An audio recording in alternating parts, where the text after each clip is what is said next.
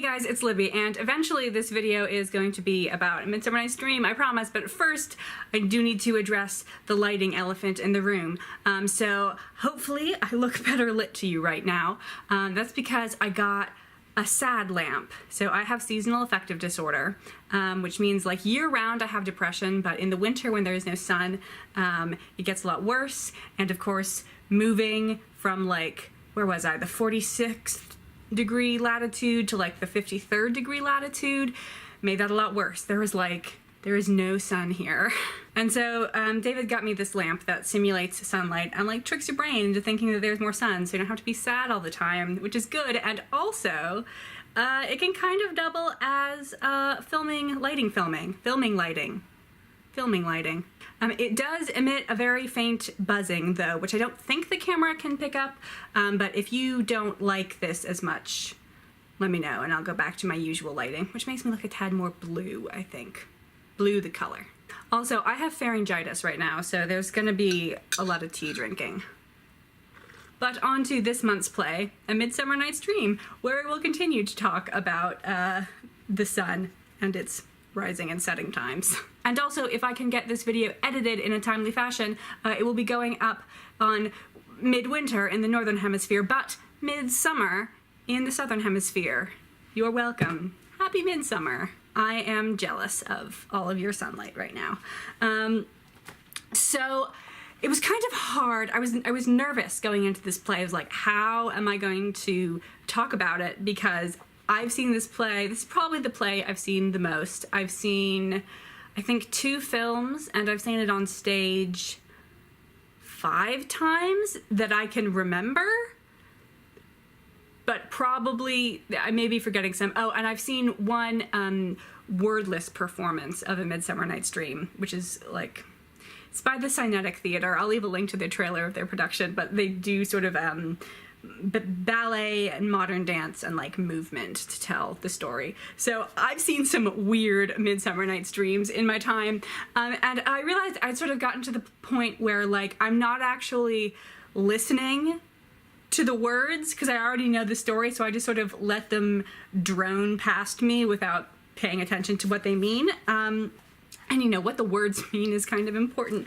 But fortunately, when I started, I just somehow managed to see the very first speech from Theseus completely afresh, and guys, it's so good. Like, there's 3 core themes that I'm going to talk about for this play. That's how I'm gonna be breaking down my discussion of it by theme.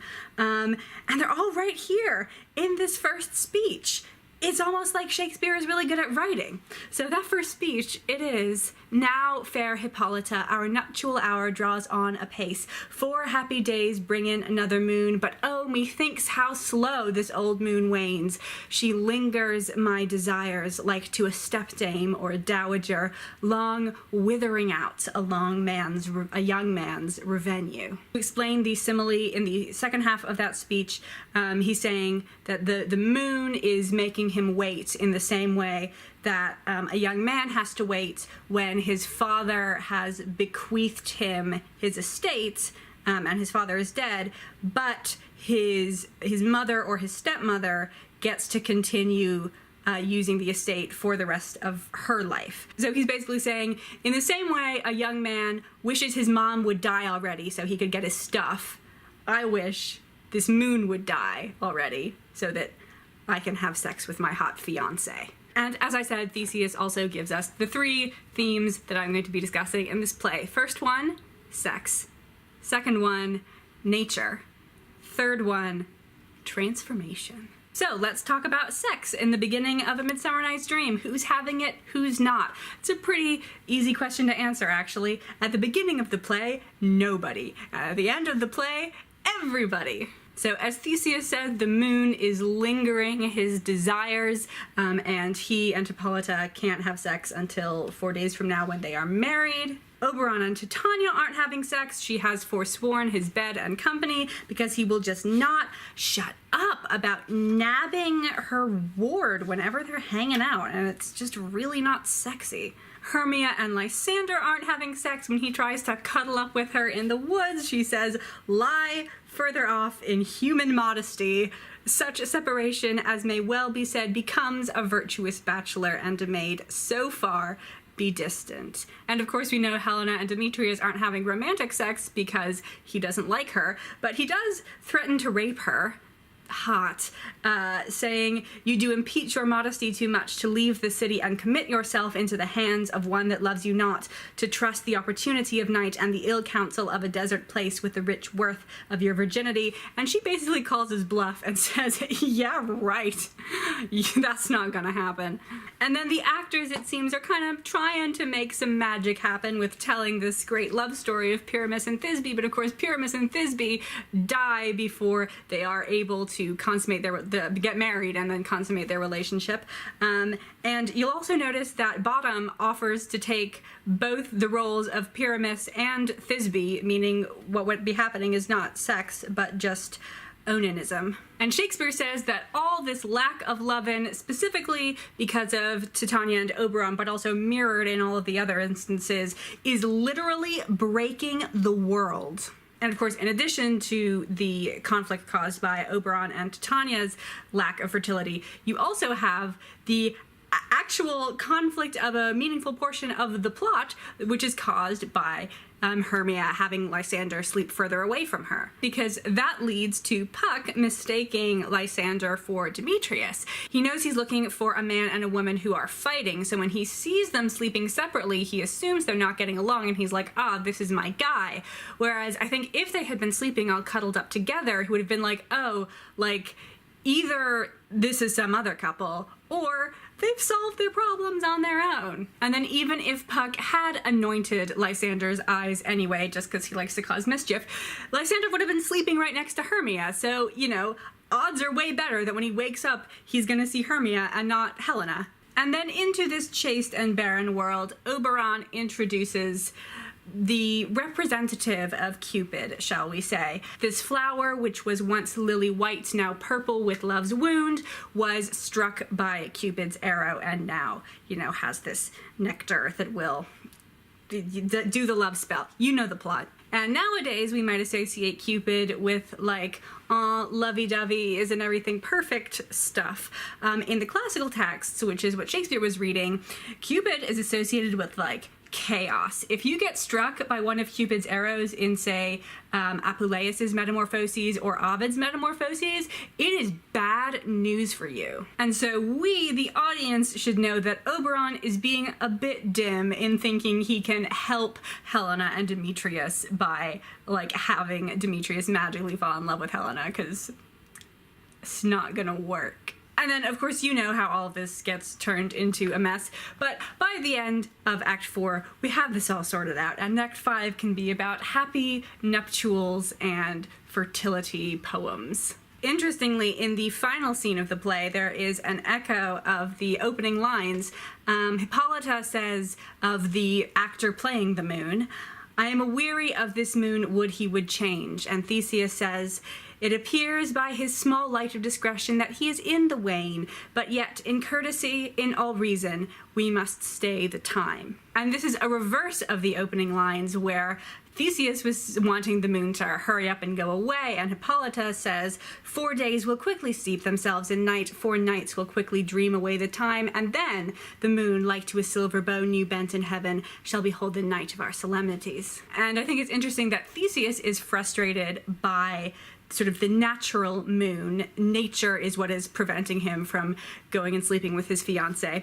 And in Hippolyta's case, artifice or culture is what is preventing her from sleeping with her new spouse. And in this way, Theseus and Hippolyta represent a male-female dichotomy that existed definitely in classical thought, and therefore, there was some awareness of it in Elizabethan times, and that is that men are associated with culture, philosophy, government, the arts, urban things, and women are associated with chaos, disorder, the hunt, deep urges and impulses. In the celestial realm, this is represented by Apollo and Artemis, but in the human realm, or at least the legendary human realm, is also quite well represented by Theseus, who is known as a sort of just ruler of this uber cultural city of Athens, and Hippolyta is an Amazon. So before she got married to Theseus, she had been like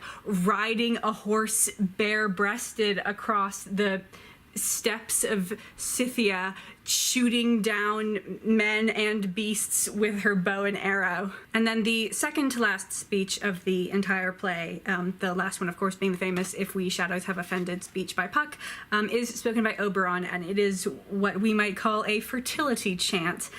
He says, "Now until the break of day, through this house each fairy stray, to the best bride bed will we, which by us shall blessed be, and the issue there create ever shall be fortunate.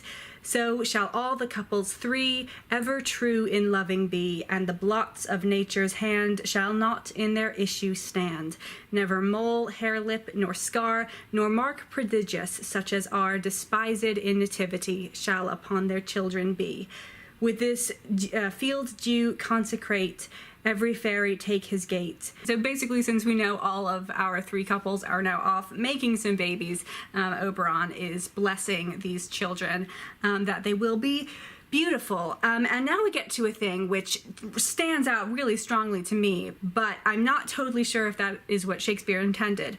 And that is, if you know the story of the son of Theseus and Hippolyta, Hippolytus, then you will know that this does not work out great. Hippolytus is not ever fortunate. If you have read, who wrote it? Is it Sophocles? Or no, it's Euripides. Euripides' play, Hippolytus. You will know that Hippolytus is very chaste and denies worship to Aphrodite, and so Aphrodite curses him by having his stepmother, Theseus's new wife after Hippolyta dies, fall in love with him, and then, everybody dies.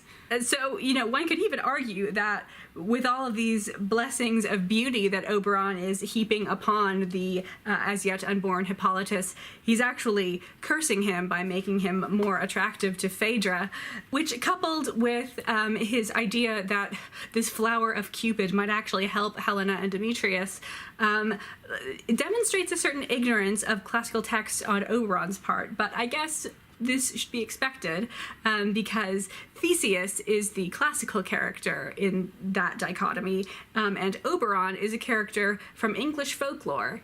He hasn't read the classics. But again, I don't think that is a point that Shakespeare is trying to make. I think that's just one that I am extracting. So that's all I have to say about sex for now. Let's talk about nature. So we will start with the most celestial aspect of nature, and that is what's going on with the sun and the moon.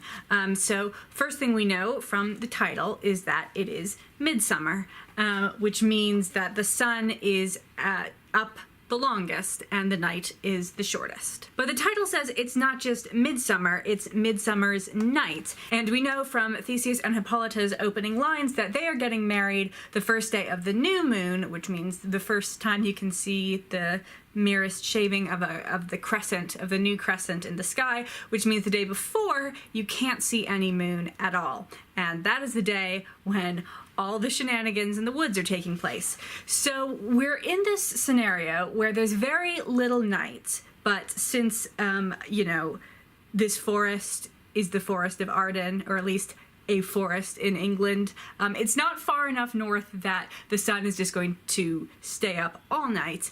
So there will be some amount of darkness, and there is no moon, which, if you have ever been away from urban light pollution in a really dark place on a day when there's no moon, you know how dark it can get at night. Cannot see your hand in front of your face levels of dark. So in that way, it's got some similarities with Othello, which, as I discussed in my Othello video, mostly takes place at night. So no one can actually see anything. So in Midsummer Night's Dream, it's not at all surprising that Lysander loses their way in the woods because he can't see where he's going. And in this particular instance, Helena is literally correct when she says, "Love sees not with the eye, eyes, but with the mind, because love literally cannot see with its eyes right now. But even though we are at midsummer, it is not summery outside. As Titania tells us in her Act 2, Scene 1 speech, because she and Oberon can't get along, the winds piping to us in vain, as in revenge, have sucked up from the sea contagious fogs, which falling in the land hath every pelting river made so proud that they have overborne their continents. The ox, therefore, stretched his yoke in vain, the ploughman lost his sweat, and the green corn hath rotted ere his youth attained a beard. The fold stands empty in the drowned field, and crows are fatted with the Murrian flock. The 9 men's Morris is filled up with mud, and the quaint mazes in the wanton green for lack of tread are undistinguishable. The human mortals want their winter here.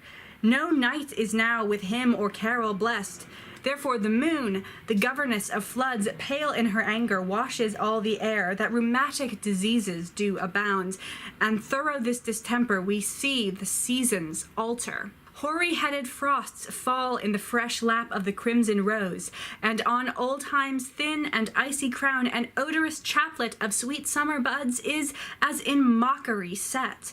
The spring, the summer, the chiding autumn, angry winter change their wonted liveries, and the mazed world by their increase knows not which is which. So they're getting torrential rain and it seems like almost daily alternation between summer flowers and winter frosts. And as I mentioned, this chaos in the natural cycle is brought on by the turmoil in the relationships of our human and fairy characters, which means that at the end, when everything is resolved, it goes back to normal. And so there's one line from the end of Act 4 that I really like, and which I interpret much more literally, and in my production it would be literal. I think in this case my production would have to be a film, because this would be very hard to do on stage.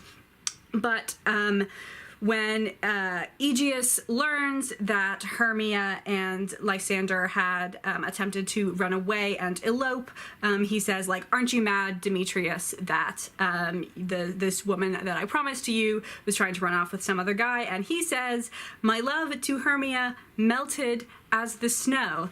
And the way I see it, he's like pointing at literal snow that has literally melted overnight, and we have gone back to summer. Okay, so nature was pretty easy. Let's move on to transformation. So Shakespeare in this play is sort of presenting us with 4 different levels of society, or levels of existence. The bottom one, and also the one that Bottom temporarily inhabits, is animals. Then you've got the working class, then you've got the educated class, and then you've got your celestial fairies. So Shakespeare defines these, and then he perhaps concerningly blurs them by having various characters change from one to the other, generally in a downward direction. So most obviously, the elephant in the room, or perhaps I should say the ass in the room, is Bottom. He literally transforms from fully human to partially human, partially animal. But though he has this external transformation, it is not really accompanied by an internal transformation.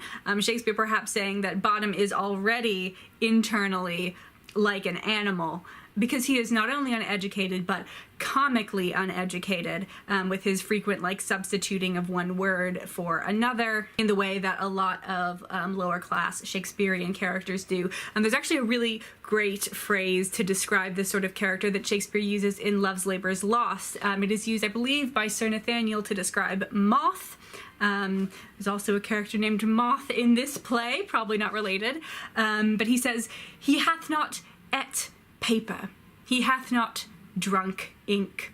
And I do get the impression that in modern productions, Bottom is both presented and also perceived in a sort of more charming way than he was intended. His name, of course, is Bottom, which foreshadows that he is going to be going to the bottom of this hierarchy we have established. Interestingly, it seems that at the time Shakespeare was writing, neither Bottom nor Ass, the two, ways he is described, the two things people used to point to him, meant derriere. Obviously, it's not that strange if one word changes meanings from when Shakespeare's writing to when we're reading, but for 2 words about the same character to change to the same thing.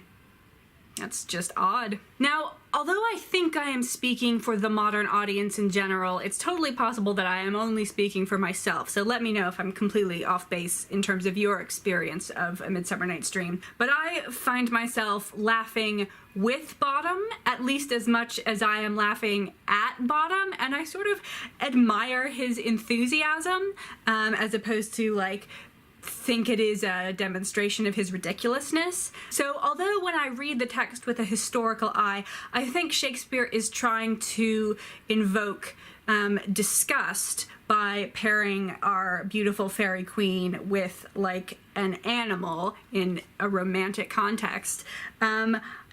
I do not really feel disgusted because I am not identifying with the fairy queen in this scenario. I am identifying with, you know, the bumbling actor. And so the scenes with them together are not saying to me, oh my god, imagine being tricked into, like, having sexual feelings for this disgusting thing.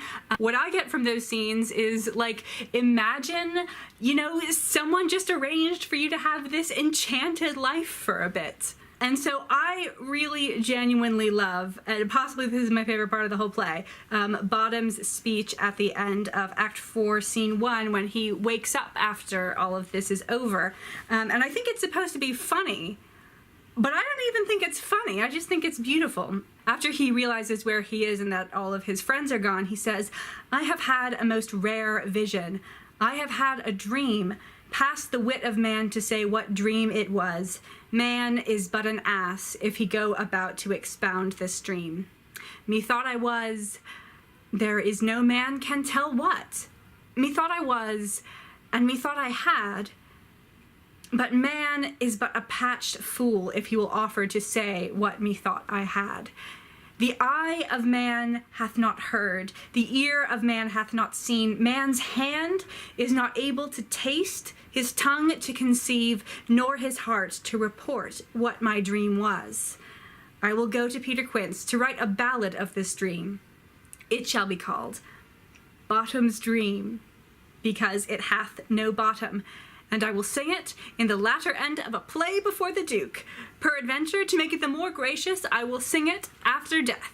So obviously we're supposed to be amused by Bottom's mix-up of the senses here when he says, you know, the eye of man hath not heard, the ear of man hath not seen. And also, if you don't know, this is a jumbled quotation of, I want to say, a verse from Corinthians. So it's supposed to be funny, but I'm like, he's right though. Man's eye is not able to hear this. And this is evoking this sort of synesthesia of dreams where you may feel an emotion or see something or hear a sound, but you only have that sensation and the source of that sensation does not exist. Not only, like, does it actually not exist because you're having a dream, but sometimes, like, you hear a sound and there is genuinely in your dream, even in the universe of your dream, there is no source to that sound. Is this just me? Do I have extra weird dreams? Maybe. So we have Bottom literally turning into an animal, at least from the neck up. But our other four mortals who get lost in the woods this midsummer night, although they do not literally turn into animals, they do sort of lose some of their, like, dignified, cultured humanity. And the words they use to describe themselves and each other are full of animal and plant imagery. Use me as you would use your dog. I am as ugly as a bear. The dove pursues the griffin. The mild hind makes speed to catch the tiger. And that's all just Helena. You've also got who would not change a raven for a dove. When Lysander is trying to get Hermia away from him, he calls her an acorn. And of course, by the end of the night, you've got Demetrius and Lysander stumbling blindly through the woods looking for something to punch. Like, if that's not a depiction of primitive manhood, I don't know what is. So then in the final act, in the play within a play, you do have a human in the guise of an animal when Snug the Joiner is dressed as a lion. But he gets an additional speech making it very clear that he is a man and this lion thing is just pretend. We have reordered everything and people aren't turning into animals anymore. I also think it's important to note that while Bottom retains the body of a man and gains the head of an animal, in Snug's costume, he is like looking out through the mouth so you can see his human head despite his animal body. And of course, the head is viewed as the seat of intelligence and also the means by which we recognize each other. So he is retaining the most true form that he has. That part is staying human. And of course, anytime you have a play within a play, you're going to get this meta-theatrical commentary about, like, what does it mean to transform in the context of a performance. And one thing that I think is very interesting and meta that's going on here is you've got Bottom, this working class actor, who is transforming into a classical hero, Pyramus, and then performing this for a working class actor who has disguised himself as the classical hero Theseus. And so, at least in this meta context, it is quite silly for Bottom to feel the need to write a prologue saying that, like, Pyramus, is not really Pyramus and he is not really going to stab himself with a sword. It's all just pretend, because the person that he's saying this to is like, oh, I know how acting works. And while we're talking about this, I guess to close things out, I have to sort of sound like a high person and talk about, like, what is real, man, and what is a dream? So when our 5 mortals who went into the woods and had weird stuff happen to them wake up, they seem to remember things as though they were a dream, and they don't really understand what happened. But we saw it.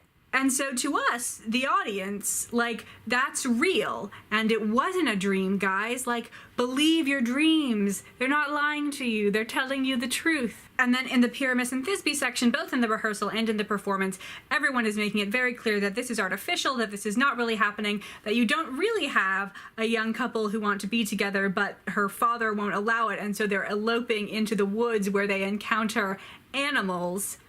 But wait, didn't we just see that? Didn't that just really happen in the play? No, not that play. The other play. And then at the end, Puck comes out to sweep the dust behind the door. That is to make clear the threshold and reestablish what is on one side of the liminus and what is on the other side, what is dream and what is reality. And we are here inside in reality, and none of that little dream dust is coming in and muddying our situation. And he says, what you just experienced happening here on the stage was a dream. But we know, even from his very first scene, that Puck is a trickster. So is he tricking us now, or was he tricking us then?